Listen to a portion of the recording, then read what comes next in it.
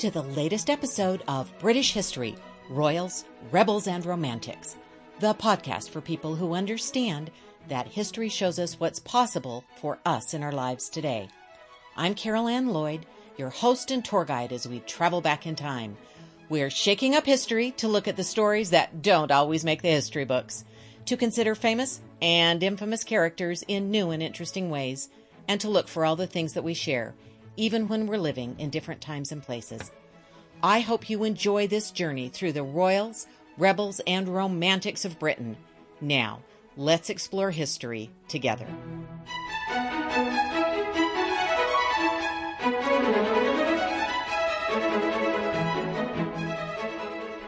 Hello, welcome to a journey back in time as we look at family feuds, starting with exes and in-laws. And who better to consider for that than Henry VIII?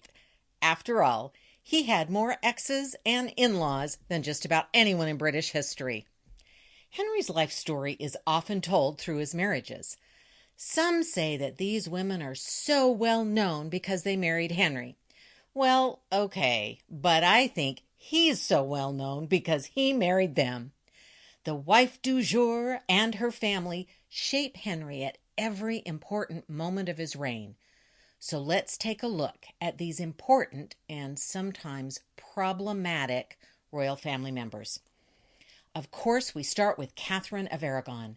She begins her relationship with Henry as an in-law, Henry's sister-in-law. This turns out to be one of the most important facts of their marriage. She was married to Arthur first. It brought her into Henry's life, and it gave him a way to shove her out of his life. Catherine is an example of something important that relates to Henry's in-laws. When he marries someone with the middle name of, that means the in-laws are going to be a problem if, or when, things fall apart. If she is of somewhere, that means her family has power somewhere. Catherine of Aragon also brought Henry a mother and father-in-law with that same powerful middle name, Isabella of Castile and Ferdinand of Aragon.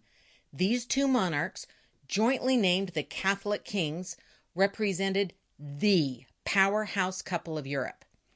If Henry had paid more attention to his mother-in-law, his life might have been easier. Isabella's history might have prepared him for the steely resolve of his first wife. Isabella became Queen of Castile on her own right.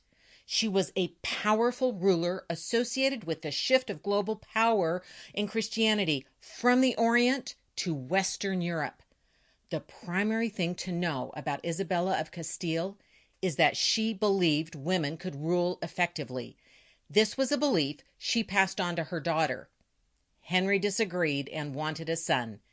And that's how Catherine started on the road to becoming his first ex.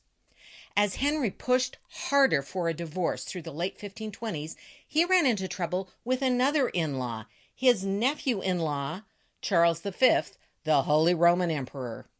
When Charles and his troops sacked Rome in 1527, Charles, made the Pope a virtual prisoner. In this state, the Pope could not grant Henry VIII's request for an annulment.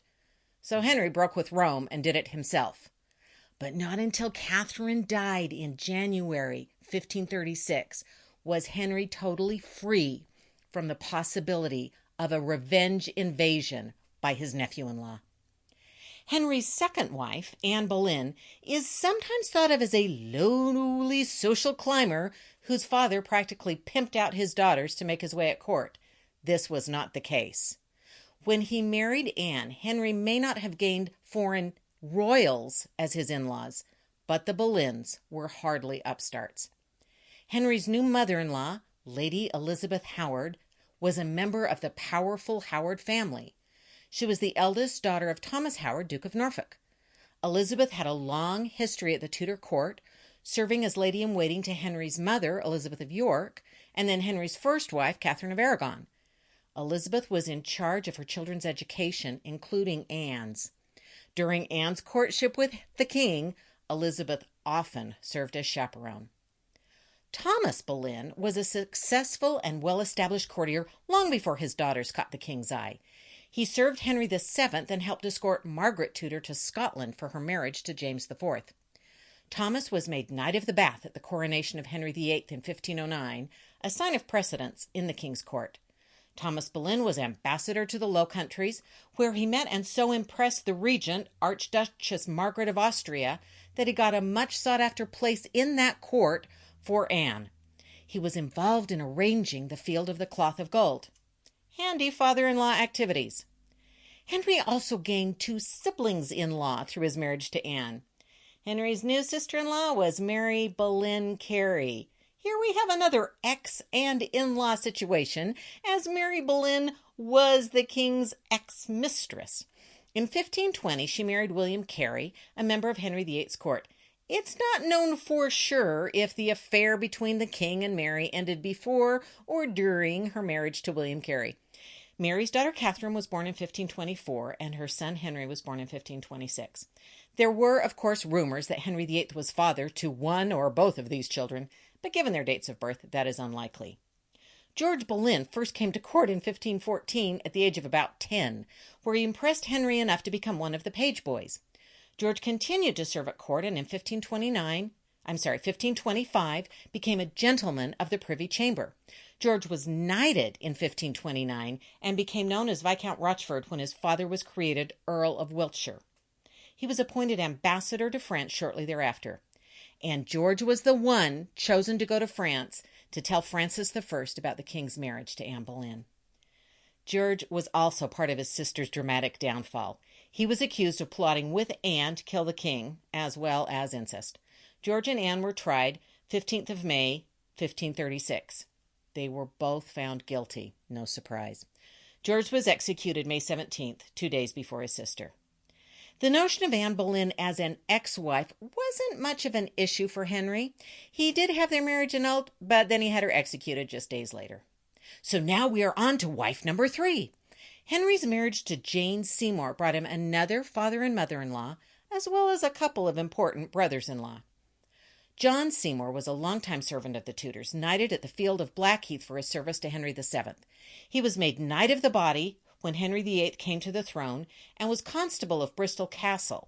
He served along Henry VIII fighting in France at Terronne and Tournai, and participated in the Field of the Cloth of Gold.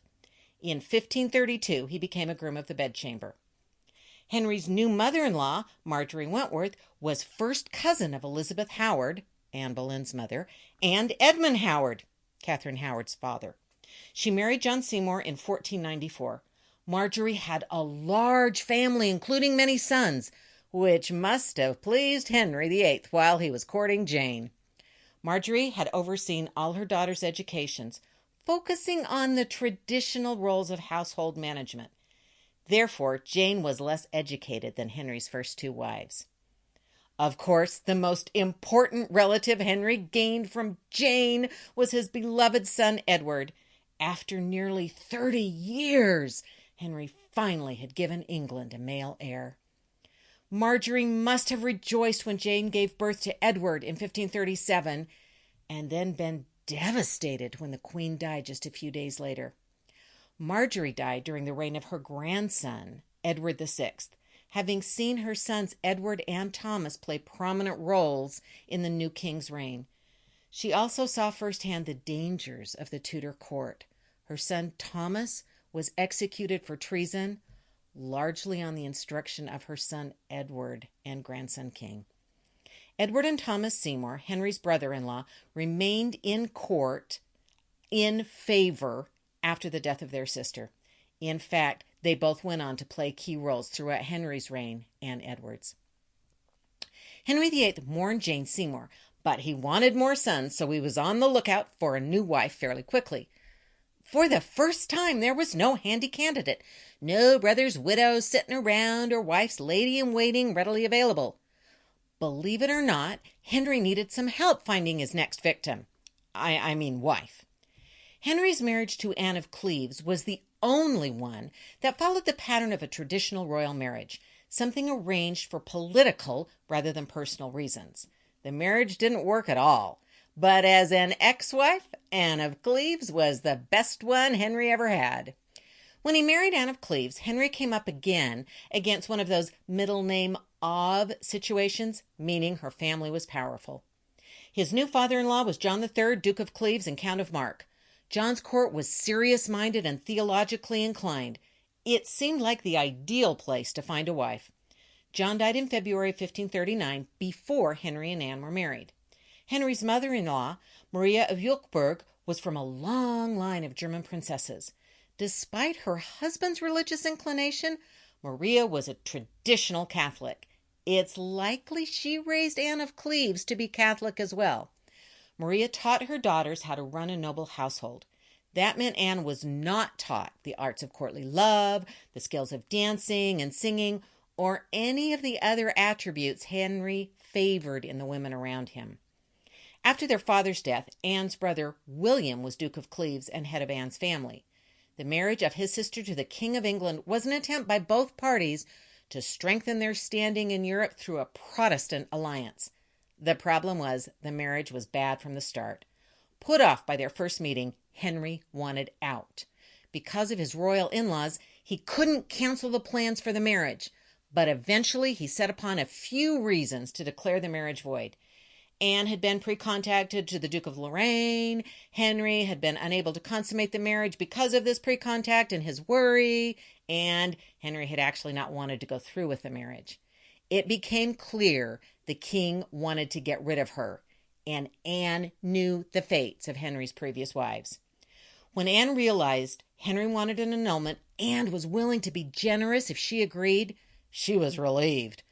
Whatever her personal feelings about marriage, and if she was Catholic, she might have believed the marriage should not be dissolved, she still recognized if she accepted the divorce, she would be favorably treated. That was her only option. She was probably terrified of what might happen if she disobeyed. She wrote to Henry and gladly accepted his terms. She would henceforth be known as the king's sister. She would remain in England and willingly submit to his wishes. Henry was generous with Anne once he knew she would make it easy to end the marriage. He endowed her with a fine yearly income and made royal residences available to her. He declared she would have precedence over all the ladies at court, except his daughters and any subsequent wife he might have. Plans were already moving forward for wife number 5. When Henry married Catherine Howard, just days after he ended his marriage to Anne of Cleves, he did not end up with a living mother or father-in-law. Catherine's father, Edmund Howard, brother of Thomas Howard, Duke of Norfolk, had died in 1539, before the king even set eyes on Catherine. Catherine's mother, Joyce Culpeper, had died nearly 10 years before, so Catherine was an orphan when she married the king. But there were various family members around who would play roles in the story.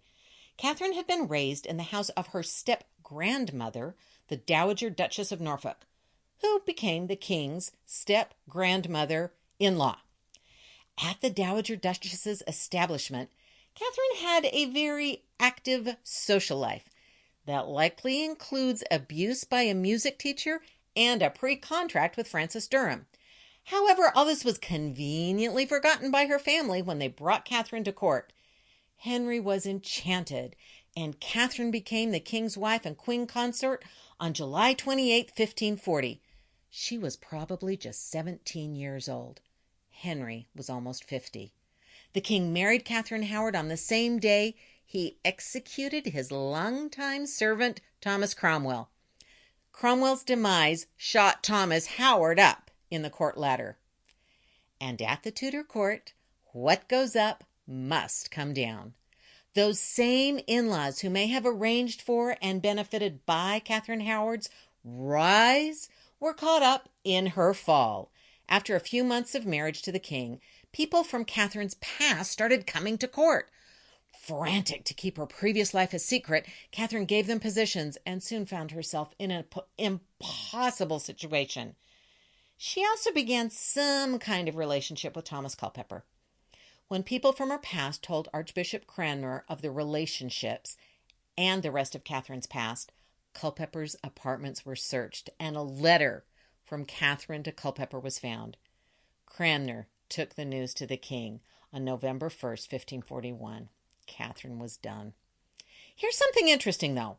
There's no official record that the marriage between Henry and Catherine was annulled. She was stripped of her title as queen, and typically with Henry's wives, the marriage is annulled when the wife isn't the queen anymore. But there's no actual record of that happening with Catherine Howard. So maybe she wasn't an ex-wife at all. Many of the king's in-laws found themselves in prison. The Dowager Duchess, her stepchildren, one of Catherine's brothers, his wife, his children, everyone, it seemed, except that wily character, the Duke of Norfolk. Once again, seeing a niece in trouble, he couldn't run away quickly enough. He wrote a groveling letter to the king and managed to stay out of the Tower of London. Catherine was retroactively found guilty of treason when a new law was passed. No trial was held. Catherine Howard was executed February 13th, 1542. This seemed to finally slow down the much-marrying monarch. But the king did find someone who either wanted or was at least willing to marry him. Katherine Parr provided the least active in-law situation for Henry. Her parents, Thomas Parr and Maud Green, were both long dead. Catherine had a brother and a sister. In fact, her brother would live into Elizabeth I's reign and be on very friendly terms with the queen. But no one in Catherine's family was pushing the king to marry her or dangling her in front of him or coaching her how to tip the king into marriage. This was all the king's choice. Catherine outlived Henry. She was not an ex, but it seems unfair not to mention her Henry afterlife. After the king's death, Catherine was finally able to marry the man she had wanted to marry all along, Thomas Seymour. She became pregnant for the first time, which seems to indicate maybe it wasn't the woman's fault after all. Sadly, she succumbed to childbirth fever shortly after the birth of her daughter.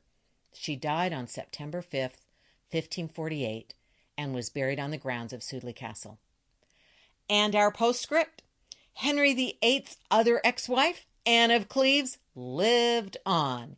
She was welcome at court during the time of Catherine Howard and Katherine Parr. She survived not only Henry VIII, but also Edward VI. She lived into the reign of Mary Tudor and died in July of 1557, just before her 42nd birthday. She turned being an ex-wife of Henry VIII into a successful, lucrative, and safe hobby. Thank you for joining me to explore the exes and in-laws of Henry VIII. Join me next time as the Tudors take on their rivals from the north, the Stuarts. Thank you for listening. If you enjoyed today's podcast, please share with a friend. Do send any questions or comments. I'd love to hear from you where we should explore next. And please subscribe and leave a review. I'd really appreciate it. I'm so glad we could explore history together. Till next time.